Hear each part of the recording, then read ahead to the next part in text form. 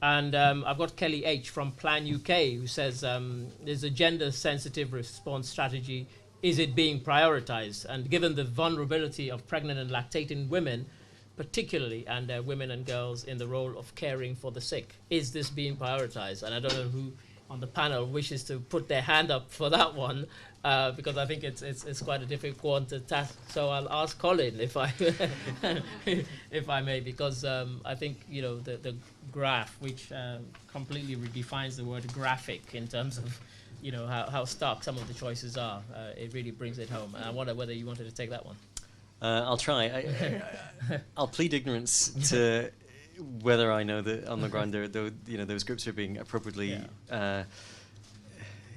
tackled with regards to prevention efforts. Certainly, it's true of most viral hemorrhagic fevers, of which Ebola is certainly the most striking in mind. But if you look at Crimea-Congo hemorrhagic fever, which is widespread throughout Europe, in the eastern areas in Romania, it's certainly women that bear a large burden of disease. In that instance, it's both caring for families and it's also because of meat preparation. And I think I would hope very much that on the ground we are looking to strengthen efforts, particularly with regards to some of the difficulties with regards to burial. And I think it's not just, they touched upon burial practices and certain sort of cultural practices and significances that's placed on burial. I think it's also important to realize that one of the things that needs to be scaled up is people who are appropriately trained to do burials. I mean, there was an article in can't remember where the article was. I think it was New York Times. It was talking about the impromptu graves that are being dug in and around Freetown, that people are potentially even not getting measured as a suspected case, but are getting buried. Some of whom will have Ebola, some of whom won't. And the sheer lack of numbers of people who are able to appropriately deal with bodies and appropriately bury the dead in a safe way. And even disregarding cultural sensitivities and cultural practices, if you physically don't have people to bury your loved ones and your relatives and your mother and your sister and your child, what do we expect people are going to do? I think there is a slight problem with the way that we talk about that, and it somehow stigmatizes people for appropriately burying their dead in a timely manner. And it would be an incredibly natural thing that anyone would do if there aren't the number of trained people on the ground that will be able to help with that. I know that doesn't absolutely answer the question about targeting. Well, there is, in fact, there's another question which is specifically for you. It says, Dr. Brown talks about incentives for personnel involved in response. Are there currently systems in place or a plan to establish places where humanitarian personnel could be trained safely before being deployed in the EVD affected areas? And that's from Matthias in Germany. So the CDC has just offered up that any international worker who wants to go and work in an affected region can go on a CDC training course that they will pay for, and there's a stipend through the American Tropical Medicine Society to help pay for that. Certainly Save the Children, I believe, are going to do some intensive training in country. I mean, maybe it's for MSF to say what you do locally with regards to.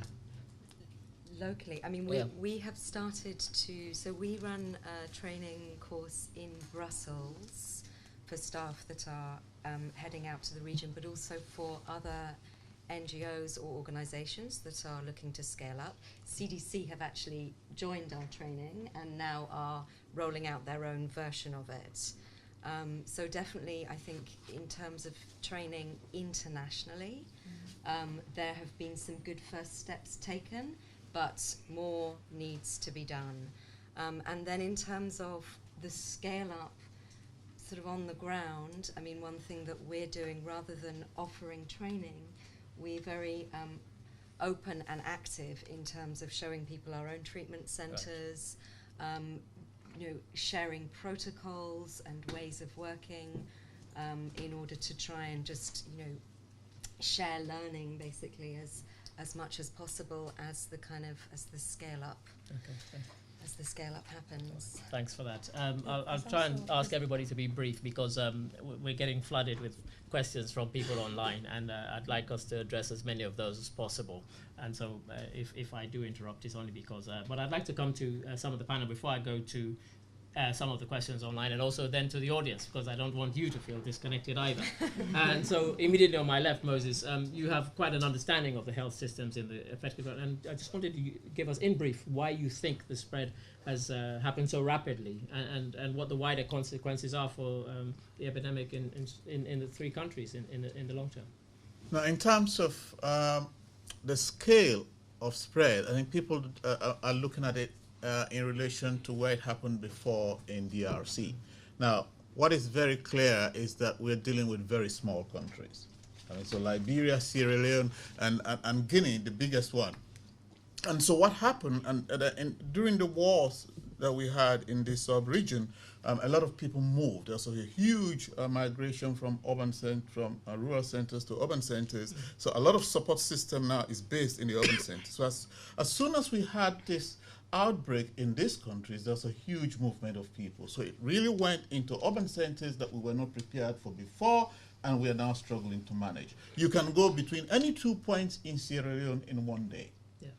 So that was very easy. And in Liberia, and we can see how that impacts, because in Guinea, which is the biggest of the three countries that are mostly affected, we see that it took a long time to even have, potential cases in Conakry. And Conakry is fairly safe. It's because from Gegedu to Conakry, it takes days to move. From Kailang to Freetown, you can do that in a day. So I think it was very small, and also we didn't have the capacity, I've said before, and the capacity for the labs to test, to identify positive people, the capacity to treat, and also we didn't have proper protocols in place for the health personnel that we had, and so initially a lot of them got exposed. So it was just lack of capacity, size of the country, and just not prepared for it. Thanks for that, Moses. Now, I'm sure you in the audience have been waiting eagerly. And what I'd like to say is that your name and a question, please. And if you can keep it brief, I'll also prevail upon whoever's responding. And if you could say who you'd like to address it to. Gentleman in the second row there, yes. My name is Chukwuemeka Chikezie. My question is to Vicky Hawkins. You were very eloquent in warning about the new centres and the question of safety. And you said that countries don't just need to build these and train, but also to manage them. Could you elaborate on that? Because I think you've highlighted a very specific problem that is really already apparent if you look at, say, McKinney and things like that. What concretely can we do? Because we have heard from some governments that you, MSF, may have overstated their capacity to manage these centres. So I think we need to be very specific. No, I think we need to be very specific because we need to. This is the time of being very pointed and not general advocacy messages, but go to knocking on specific doors and making very specific kinds of requests, because it's critical, I think, what you have said. Thank you. Yeah. So we recognise that the governments that we're speaking to don't necessarily have the expertise or previous experience of dealing with Ebola or even hemorrhagic fever. We do believe, however, that in the, let's say, in the military capabilities of some of the key countries in the world, they do have the know-how and the capacity to be able to deliver a health response which requires isolation and quarantine of patients. So we are really encouraging governments to deploy those capacities, basically. And we don't think it's acceptable. There are many NGOs that are already on the ground or that are looking to arrive, that are willing to take on the running of a treatment centre, and we really applaud that. That's very courageous of them, and we will do everything we can to share our knowledge to enable people to do it safely.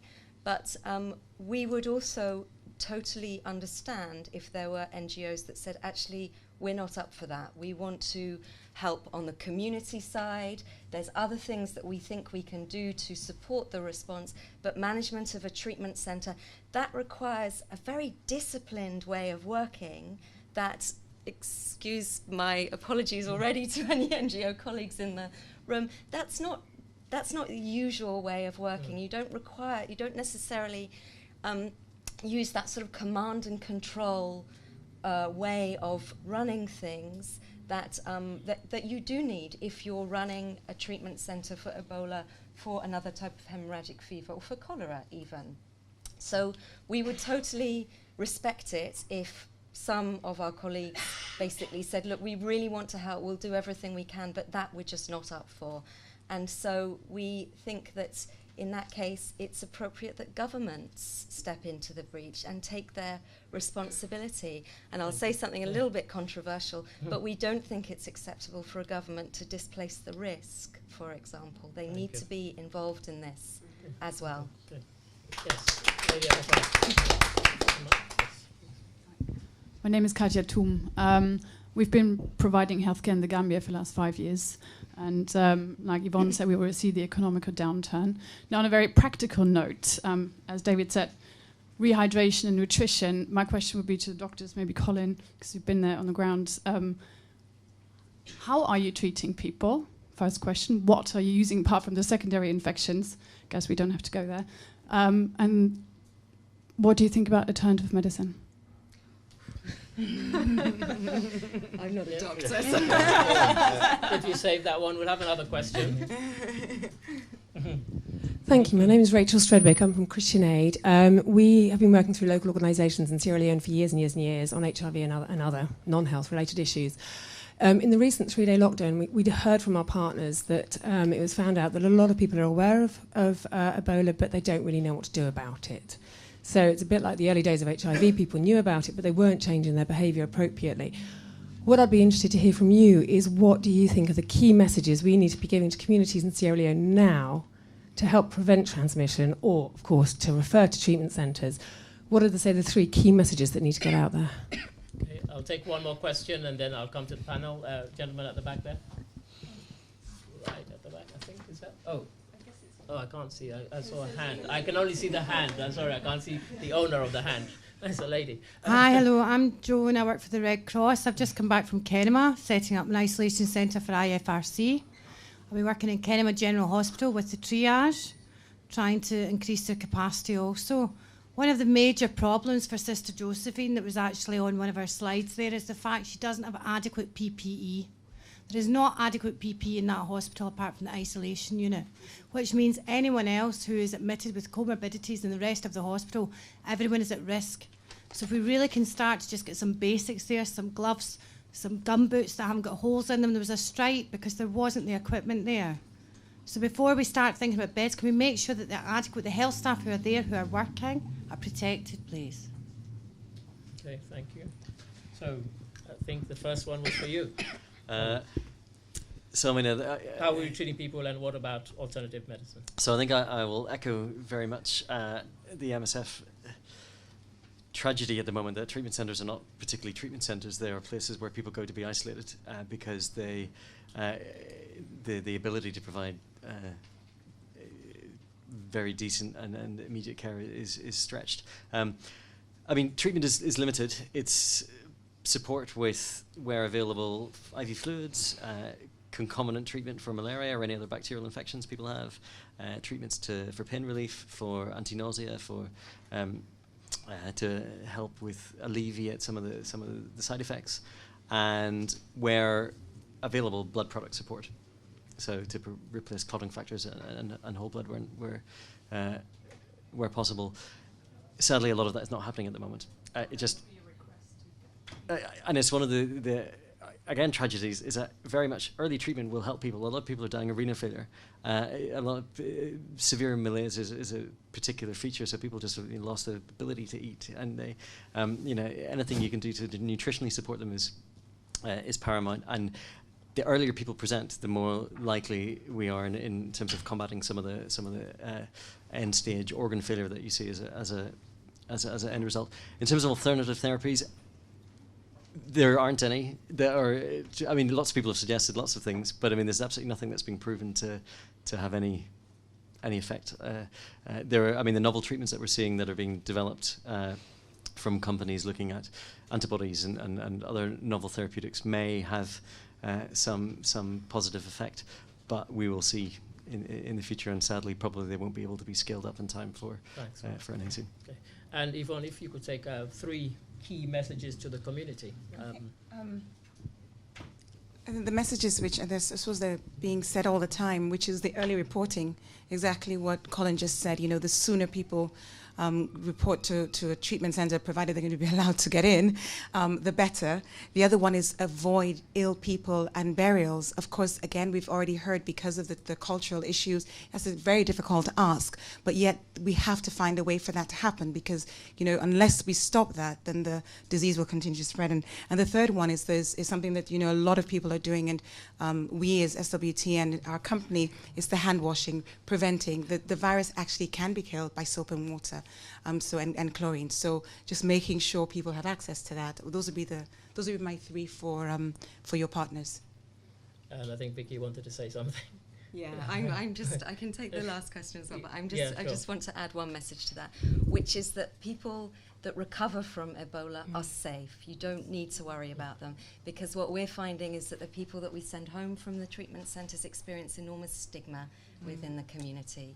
So to reassure them that, and then on the Kenema question, I mean, I can't agree more. And I guess one of my pleas would be that you know, if you are an organisation that is looking to mobilise, but you don't feel that you have the medical capabilities to answer the call for treatment centres, there's a whole lot more out there that you can do. And you've hit upon one of the most important ones, which is to make sure that those healthcare workers that are really, you know, doing their absolute best to keep going have the equipment that they need to protect themselves. And that effort needs to be coordinated through the WHO and through the UN. We're not in a position to identify where those gaps are because we're focusing on treatment. But that is what we need the WHO in particular and the UN to step up to, is identifying where those gaps are and where other support can help. Okay, thanks. I'll go to some of the flood of online ones that are coming out. Emma Bookie from Dutch MFA asks, is the 12-bed facility with UK standards for health workers not taking away the medical necessity for insurance companies to evacuate international health staff who fall ill? It's a difficult one, I think.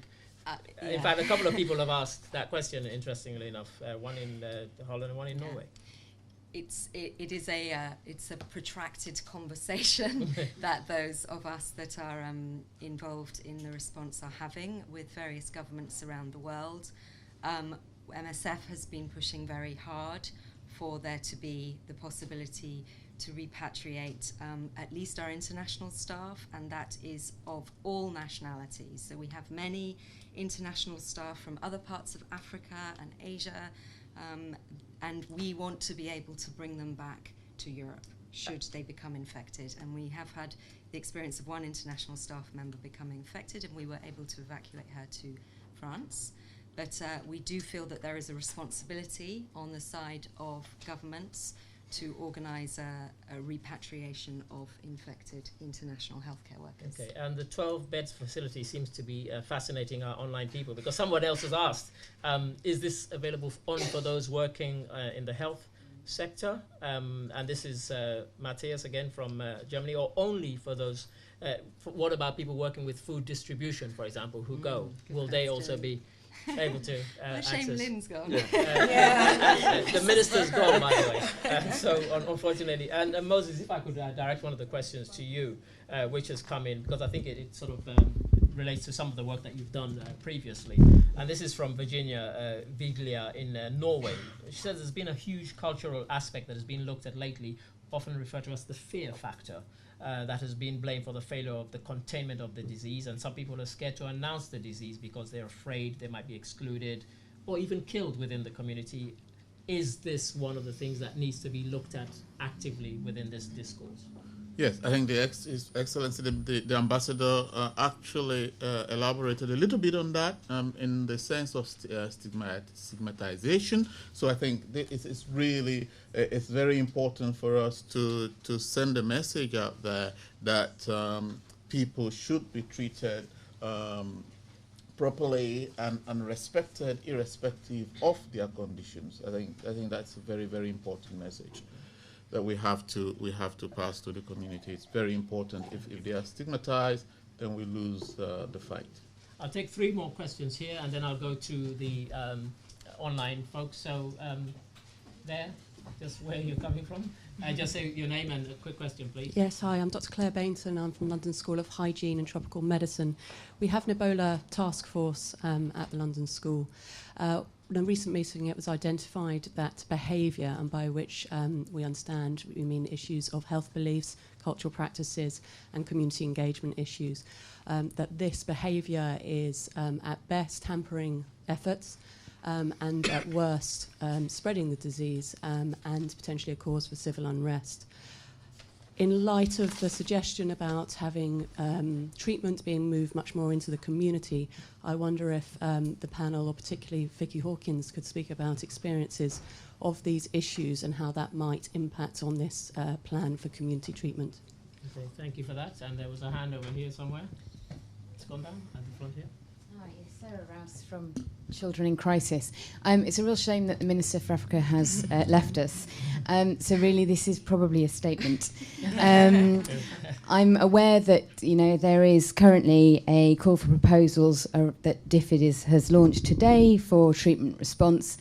And as an organisation that is not a medical organisation but an educational-based one, I have to say I absolutely applaud that, and I hope every effort is directed there. However, as Vicky mentioned, this is a crisis within a crisis, and we're looking at effects on all aspects of children's well-being, community well-being. And I suppose really it's a statement and a plea that in all financial responses by governments and bilateral organisations, that we think about obviously the longer-term investment and the need to be looking at psychosocial support to kids.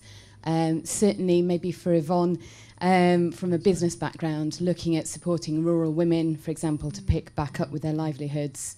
So really, statement, sorry. Okay, that's all right. And over there? Don't see any hands here. Yeah, Anaziano, I'm into ICT, technologist, in telecommunications especially. One of the things that I've noticed in the discussions on Ebola, there's a lot of this discussion on the health issues. But I think one of the key things that seems to be falling by the wayside is the role that ICT ought to play in the prevention of the and information that's been delivered to the people. Secondly, we talked about looking at the stigmatization of people within the country. Looking broader, the stigmatization of the whole country and the communication between different countries, as was mentioned earlier, the airlines dropping out, that is stigmatizing the country. Things like that. These are issues that ought to be addressed. So fundamentally, my question is about the role that ICT is playing cross-border, how the countries communicate with each other, and the role and whether anything is done to put more emphasis on that. Thank you. Thank you for that. I actually know that there is somebody in the audience who can answer that, but he's not on the panel. But I might get him to make an intervention quickly. So if I could take one more there, and then I'll come to the panel. Hi, my name's Sabina and I work for Restless Development. We're currently working on Ebola in Sierra Leone. So we're carrying out a large-scale social mobilisation campaign in 4 districts. And that's being led by kind of young local volunteers, young Sierra Leoneans themselves, who have volunteered to kind of lead their country out of this crisis. So my question is really, what does the panel think about the role that civil society can play in the response to Ebola? Those who are still there and those who aren't predominantly working on treatment specifically. And then related to that, kind of what value does the panel place on the importance of social mobilisation alongside treatment?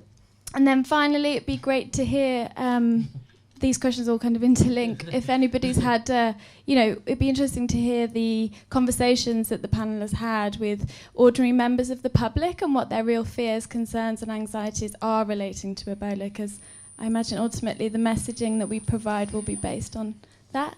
Thank you. Thank you for that. And I think certainly those of us who are from Sierra Leone can probably give you chapter and verse on speaking to ordinary members of the public. But I will leave it to the panel. We've all been affected, and we all know somebody who has died, and we all have relatives there who are panicking about what has happened. Now, we had a call regarding the behavior, and that was addressed to you particularly, Vicky. I've lost the specifics of the behaviour, sorry, after the multiple questions.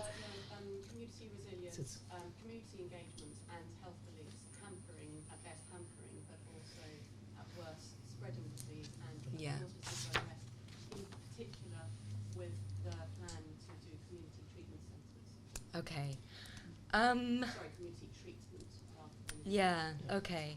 I mean, I think on the behaviour front, yes, we have of course seen resistance, mistrust, and even, worst case violence, obviously, towards healthcare workers in Guinea, very sadly. I have to say, though, I think we have seen a shift in that as well as the situation has deteriorated. So to begin with, we experience resistance in terms of people coming forward for treatment. I mean, this site in Guinea that I talked about, where we struck up this incredible relationship with the community and they brought patients in early, was kind of a one-off. In fact, the reverse was true in most places. But actually now, I mean, as a bit I described in Monrovia, we have people understand how serious this is, and they present themselves because they realize that there's no other option. So I think that as the situation has escalated, we've started to see behavior change. In terms of the community treatment centres, our biggest concerns for them actually are not around community behaviour. It's just about the practicalities of supplying large numbers of small treatment centres. So for every 4 to 6 bed, I think, is the kind of model that's being discussed. You have to ensure that those staff are properly trained, that once they're trained, they get supervision, they have mentoring, they get the equipment that they need to keep themselves safe, and they get the support that they need, the kind of, psychosocial support, because it's immensely traumatic for them. To multiply that across hundreds of very small sites, we think is a very big logistical exercise. So that's our main concern.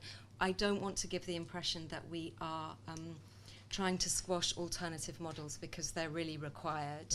But the logistical undertaking of that model needs to be thought through very carefully. Okay, thanks. Okay, and Yvonne? The point on civil society, Yeah, yes, definitely civil society, as you rightly said, even with your own teams, are doing a lot. And that goes right across the board. So you've got women's groups, professional women getting together and providing food packs for healthcare workers, collecting them on a weekly basis. You have people who've taken over the care of orphans. Ebola orphans have become a new phenomenon. I know of one family where literally the whole family was wiped out, all the adults. So you have a lot of people just really just rising up, and it's happening spontaneously, and it's also happening in a organized fashion. In terms of the diaspora civil society, if you just look on social media, I've lost track of the number of organizations and informal groupings that have gotten together to specifically target, vulnerable groups, whether it's the private doctors who may not have access to PPEs through the the sort of government networks, or again, it's, you know, groups of vulnerable communities who wouldn't have access to the buckets for the water and the chlorine. But civil society is really leading the way. I just want to make one point, just picking up from the crisis, you know, your point about children. I'm not sure how many people realize, but schools have been closed in Sierra Leone since June. That's a whole other dimension, a whole other level of this problem that needs to be considered, needs to be addressed. I know people are working on it, but we can't lose sight of that. And diaspora radio shows are going out, and local radio shows. A lot's happening in the community, but we need more. Like Vicky says, we need the big guys to step up and coordinate so this thing comes to an end. Okay, thanks. And I'll go back to one of our online folks, and that's Carrie at the NHS in England. It's for you, Colin, I guess. Ebola is transmitted by bodily fluids. If healthcare workers are taking protective measures utilizing PPI or PPE, what is believed to be the most common mode of transmission? Okay, so I can answer that, and I'll just add a few points just from some of the other questions. One of the interesting things about survivors and stigmatization going back into the community is I think we really need to be looking at novel ways to engage them in care.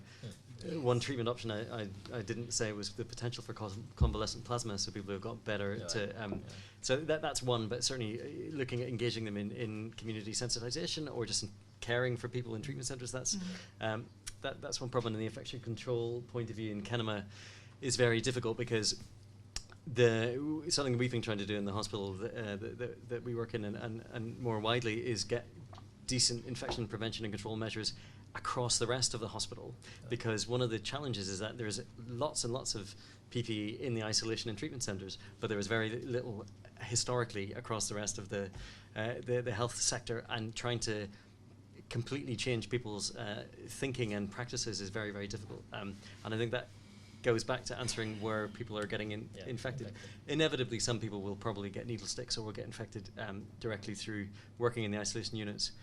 Lots of healthcare workers are getting infected at home. Lots of people are getting infected through other staff members being ill and just through communal contact in hospitals, but outside of working in treatment centres. And the big problem that is being faced, as I mentioned earlier, with the fact that these symptoms mimic everything. You know, there's malaria, typhoid, diarrheal illness.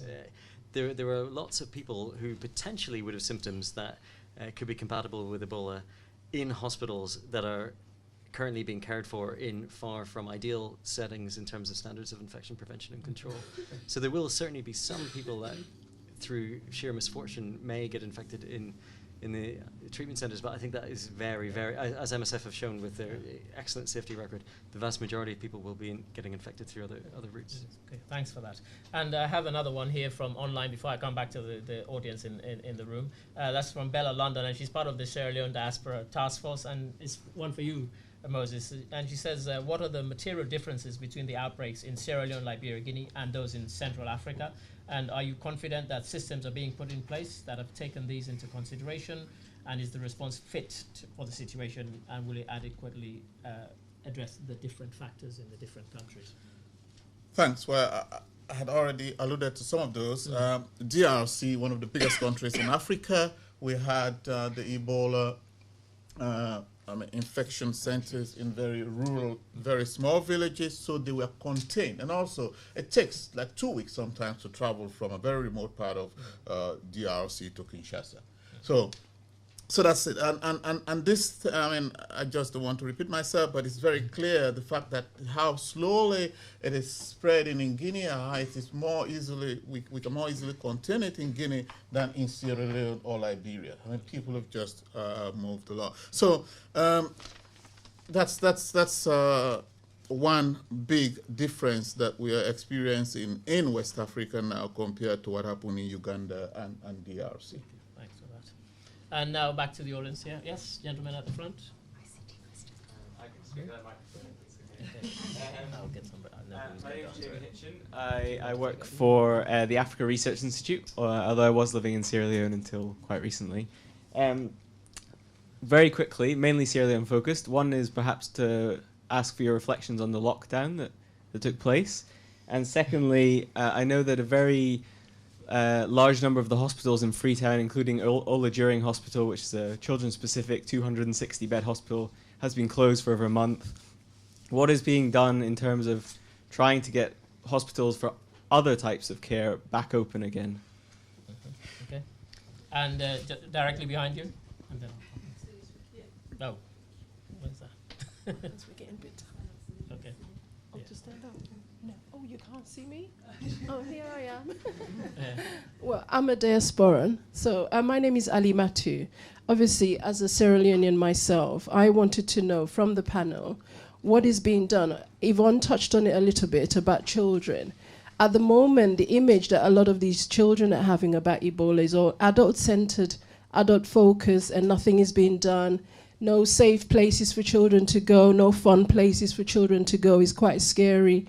And having cousins and younger relatives in Sierra Leone, there is nowhere for the children. And so it's become a scary world for a lot of the young people, given that the civil war was quite a big impact, and a lot of these children are coming out of this who have been traumatized psychologically and now are having to deal with this Ebola. What I would like to know for the NGOs and the INGOs working in Sierra Leone, what efforts have you been doing apart from trying to tackle the Ebola itself? What have you been doing to help support these young children, particularly the orphans that we're now seeing, but particularly children who just are lost and nowhere to be found? Okay, thanks for that. And lady in the second row here.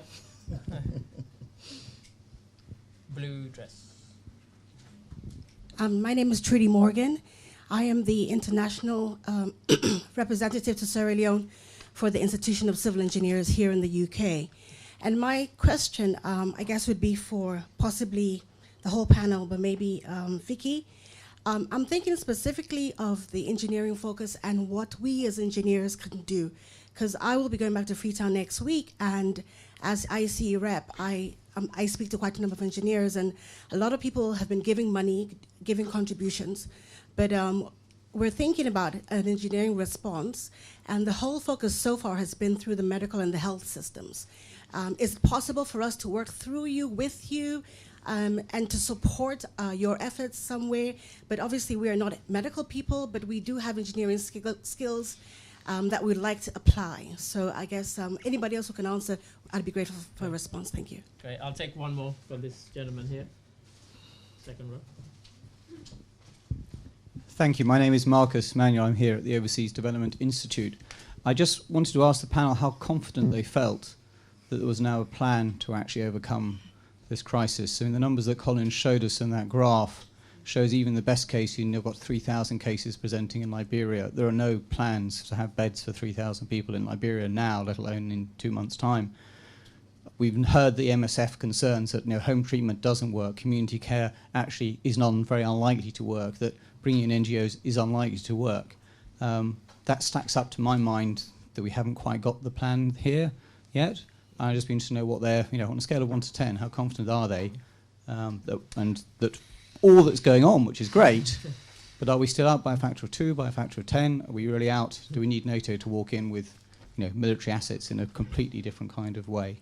Thank you. All right, thanks for that. And so if we come to the lockdown, and Yvonne, I know you, SLWT, you had some people who I think communicated with you about their experience of the lockdown, and I wonder if you'd just like to share that with the audience. Okay, so we're talking about the 3-day lockdown that happened from the 18th to the 21st of September. And by all intents and purposes, for the majority of Sierra Leoneans, it was difficult. I mean, most people reported that actually staying home for 3 days is actually very hard. It was difficult, and particularly for low-income people, which is obviously over 50% of the population, just from a food perspective. But by and large, there was a sense of community, there was a sense of going through this together as a country to try and achieve some kind of result. And I suppose the government certainly has reported it as a success, in as much as some sensitization of about 75% of households happened. And I think the NGOs have given it a lukewarm response. But I suppose the important thing is it didn't do as much harm as anybody had hoped. So, yeah, it was neutral at worst. Yeah. We had a question about the children in terms of, what are people doing for children? What are they thinking about?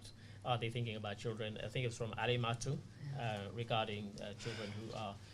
It's a difficult one, I think, for the panel to answer. It's probably one that's probably best directed at government Unfortunately, we don't have anybody from government to, but it is a fact that the schools are closed, and one has to be brutally honest. There doesn't seem to be a plan for dealing with those children who are having to remain home, and certainly, you know, in terms of electricity, for example, even if you could do remote learning, I think that would be a challenge. And maybe, I know there are plans by some of the UK diaspora to actually start to do some lessons that will be broadcast on radio and TV for children, essentially and initially basic maths and English and other stuff. But as for the government, I haven't seen a plan from the government. There may well be one, but I think that is something that we're very worried about, particularly in a country where education is kind of suffering already. Vicky, I think you wanted to... Just to add something to that, I mean, so far we have seen WHO in the lead. We now have, of course, the deployment of UNMIR, which means that other UN agencies are now being asked to step up, basically, and deliver on their mandates. And then you have, of course, a UN agency that is mandated to look after the rights of children. So I would hope that with that UNMIR deployment, we will see start to see a more holistic response, because I think up until now it has been it's been medicalized, health orientated, and whilst we need more of that job is not done by a long way.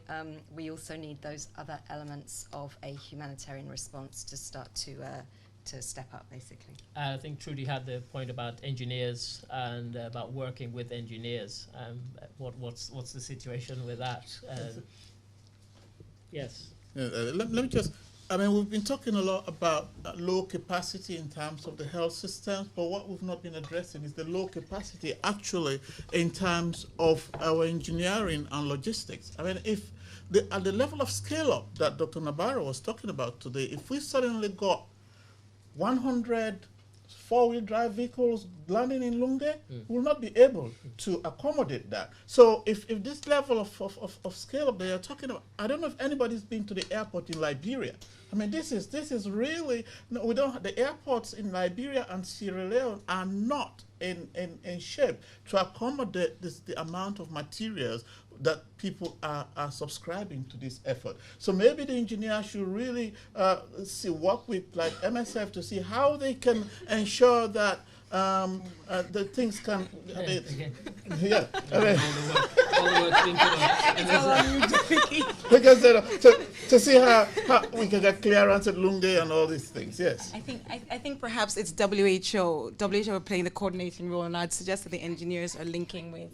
Or UN, which is WHO is part of UN. Well, yes. Yeah. Okay. Yeah. The UNMEER, UNMEER would be probably the people. Okay. And I'm just going to address Marcus's point very quickly and then I'll have one more round of questions, and I'm afraid that will have to be it. And Marcus was saying how confident are the panel about the plan. I think you've kind of touched on it already with your last answer. So Vicky, if I could come to you about that. And you know, let's just keep in mind that really the whole topic of today has been about what more can be done. So I think we need to keep that in our minds as we're addressing the various things. So if just very, very briefly before I go to the last round of questions. So our confidence in the plan. I mean, if we consider the plan to be the WHO roadmap, which actually is the plan itself is good. Actually, the plan details what needs to be done. It is the implementation capacity, as you've indicated, that's the question. And your point, do we need this to happen in a completely different way? I mean, MSF has been saying for a while, this is beyond the humanitarian system. This is beyond the kind of scale of things that the NGOs, the UN, normally respond to. And we, as MSF, an organization that highly values its independence, have asked for the military to step in, because we believe that there needs to be a step change, basically, in the way that this is being dealt with, particularly on the treatment side. I think that UNMIR is very capable to deliver to respond to the more holistic elements of the response that I described.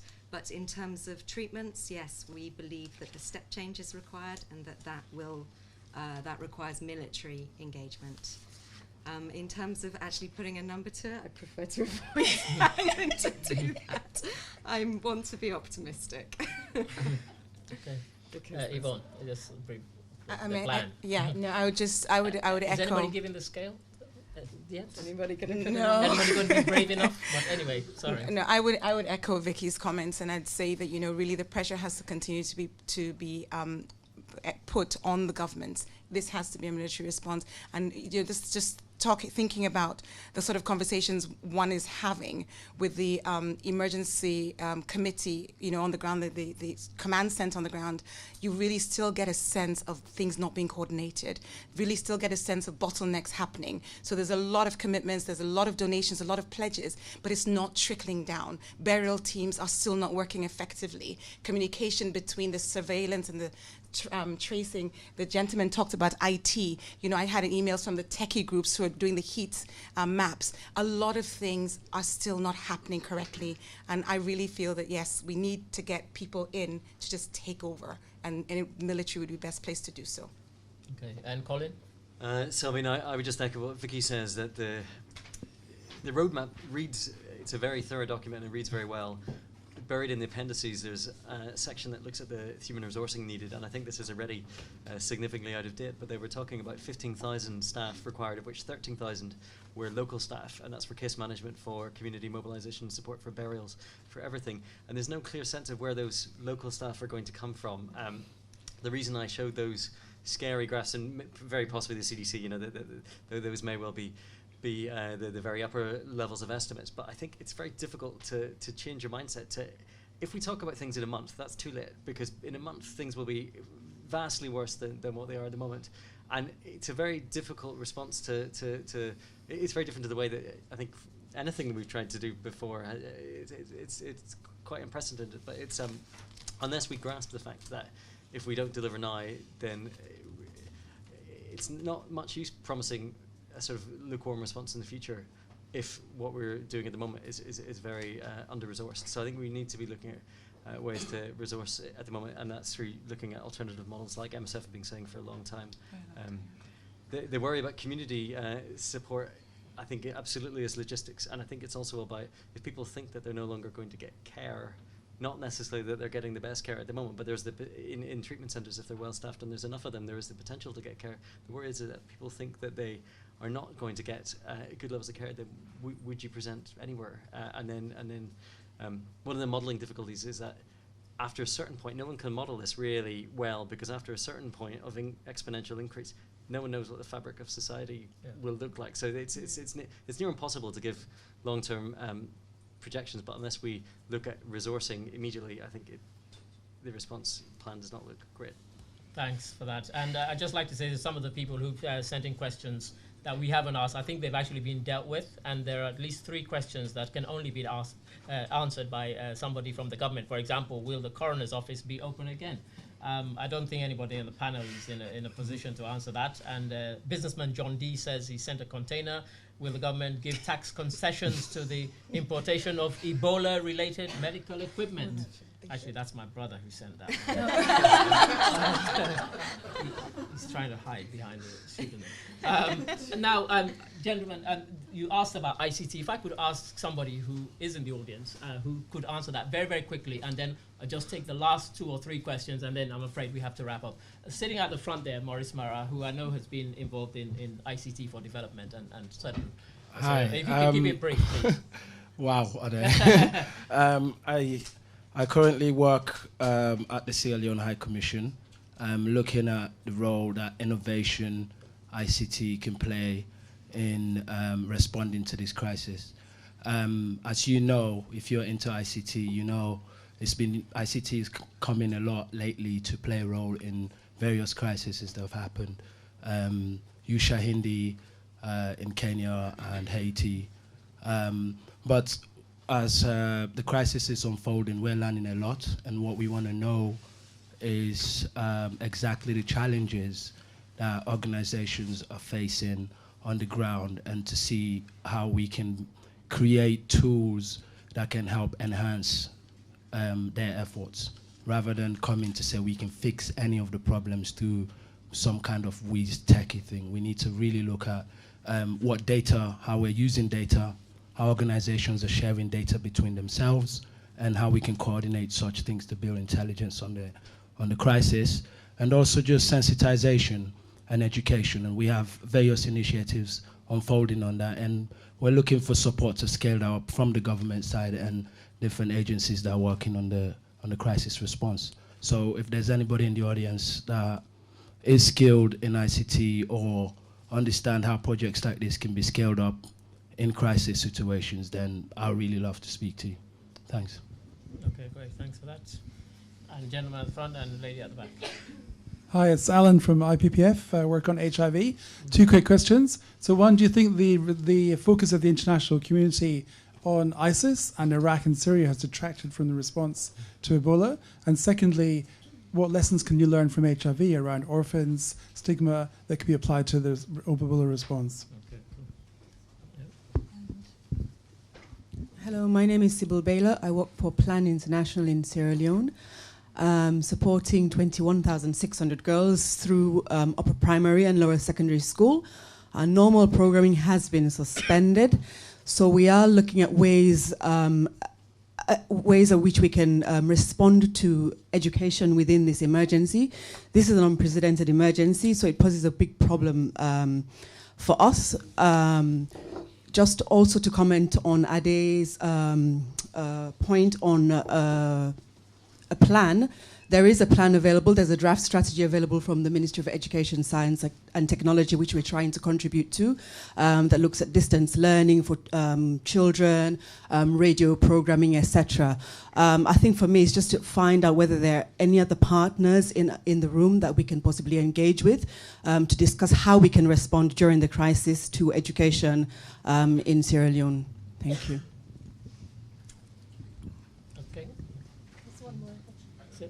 I think that's it, okay. I'm afraid. Sorry? Blindsided. I'm so sorry. On my blind side. My name's Hannah Rohan. I've got a couple of completely unrelated questions. But first of all, there's a lot of misinformation around Ebola, obviously, in Sierra Leone, and social media's really spreading a lot of conspiracy theories and so on. I was wondering if anybody's taking on a strategic or coordination role in terms of comms around this. And then my second question is if anybody's done any projections to get a sense of what current or projected so-called excess mortality associated with the suspension of routine healthcare might look like. Sorry, did anybody get that? I missed the last one, please. Excess mortality because of the suspension of routine healthcare. Okay, right. Okay. So, is ISIS detracting from the fight? Colin. I mean, I don't know. I think it's perhaps sad that there's multiple very serious things going on in the world all at once. And I don't think it's necessarily detracting, because I think there is serious high-level attention that's being paid to Ebola. I mean, it maybe is in slightly the news sphere, but again, the press seems to be doing a reasonable job at the moment. I think one of the sad things is that MSF have been calling since March for dedicated, concerted international effort, because people on the ground predicted that this was clearly going to be as bad as it is.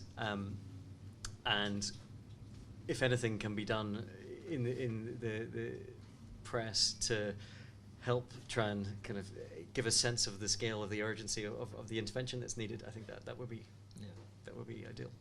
Okay. And your second point was? Lessons to be learned. HIV. Yeah. Yeah. Again, Yvonne, from orphans, HIV. No, I think absolutely. And in some ways, it's almost a shorter term. There's almost a shorter term need, because unlike HIV, where you're living with the disease for a number of years, this is over in a week, a week and a half. But I suppose the practicality of actually getting those lessons learned, it's part of what's going on now. There's just this sense of crisis upon crisis, and there isn't that sort of standing back strategic. I'm not aware of anyone actually, sort of thinking through these issues yet. I was in a meeting just before now with Save the Children, where they were talking to us about potentially helping look out for anthropologists to begin to look at behavioral change. It's all learning, and to quote one of the guys, and I'm sure many people are saying this, Ebola is causing everyone to tear up the rule books. You know, everyone's having to learn it as they go along. So yes, I think definitely lessons to be learned. Whether or not anyone's actually thinking that through yet, I'm not sure. And I think Vicky wanted to add something to that. I think one lesson we can learn from HIV is in terms of access to treatments.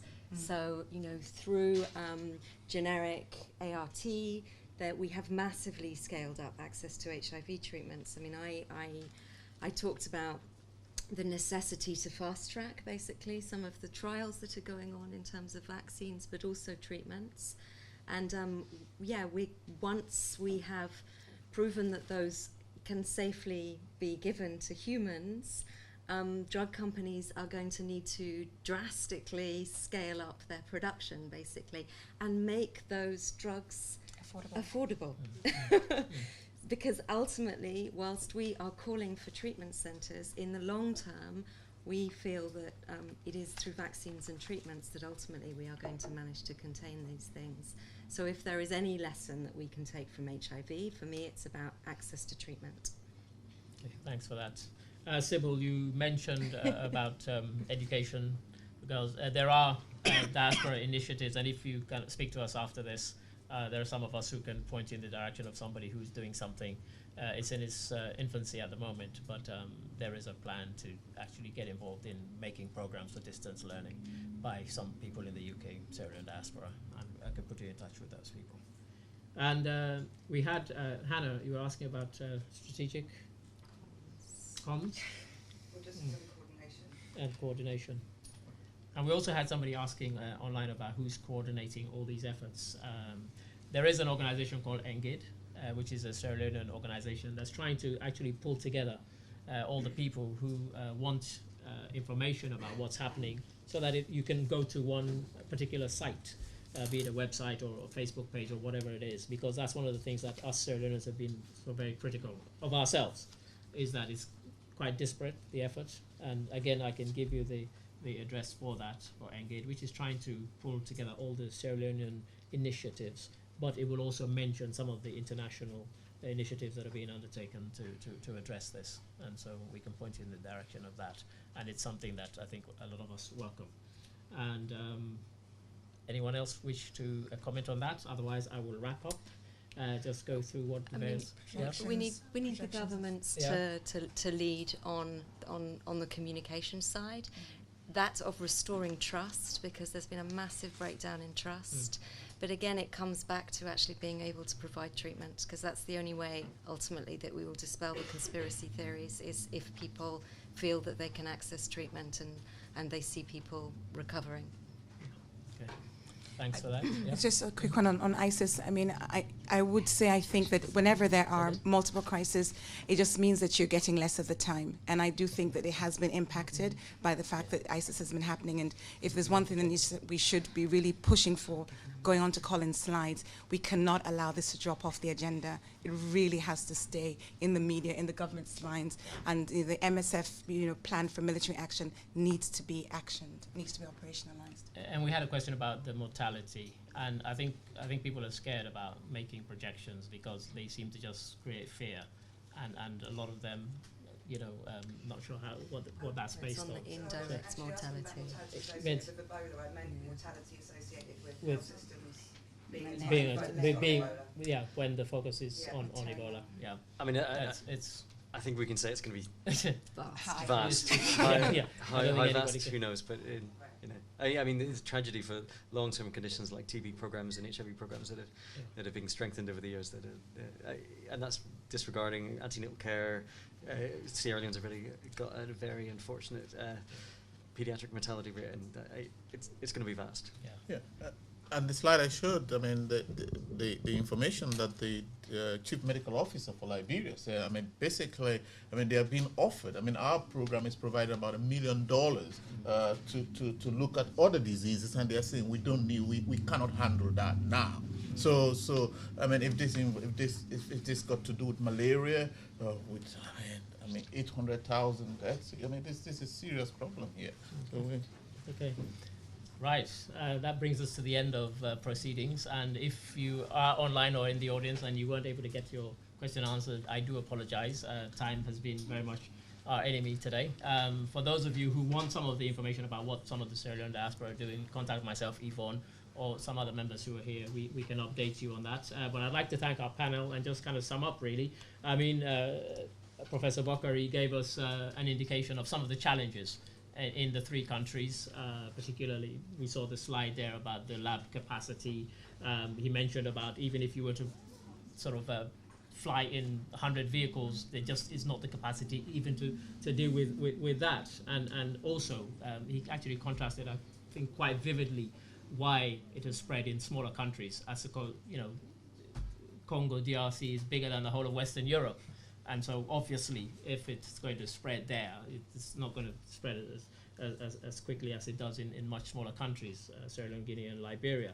And Vicky, very much, one has to say, she's sitting here, but I think MSF have been seen by a lot of people as very much the kind of heroes in this, because they, as she said rightly, they've dealt with this in so many other instances going back to the 90s. And we've seen what that has done. Grateful to Yvonne for actually telling us about some of the challenges that perhaps people don't see. Because when you look at the effect of Ebola, you think of the medical stuff about the dramatic figures about people dying, but what about the economic and social impacts? And I think that was very, very vividly brought home to us in the slides. And I hope the slides will be provided to those of us who, those who are not able to be here, who might want to see what has happened. And Colin, of course, gave us, again, very graphic graphs, which I think brought the problem home, both as it exists now and as the projections stand, if things are not addressed very, very quickly. And we talk about lack of capacity, and it's true. I mean, even our government, and this is a criticism I have of our government as somebody who's a communicator, they've not been very good at communicating. Perhaps when this has happened, as well as asking for health professionals, they need to ask for people to help them with communications, because it's been worse than poor. And that's from somebody who's been trying to deal with them for many, many years. And so I think they don't realize that information is king in something like this. And the way you disseminate it is very important. And I think that's something they need to address. So I'd just like to thank our panel, starting with, on my left, my fellow Sierra Leonean, Professor Moses Bokhari. Thank you. If I give him a round of applause. To my immediate right, Vicky Hawkins from MSF. Good friend and colleague on the task force, Yvonne Aki-Sawyerr. And from King's, Dr. Colin Brown. And I think, above all, hopefully we've learned something from the interventions here, from David Navarro, who had to leave, from Lynn Featherstone. But I think huge thanks have to go out to the ODI for putting on this event, bringing us here, giving us some food for thought. Yes, I know, one of the criticisms is we talk a lot, but hopefully from talking here and from listening to the panel, we've all learned something that we can take and use to act, because I think that is what's going to make the difference.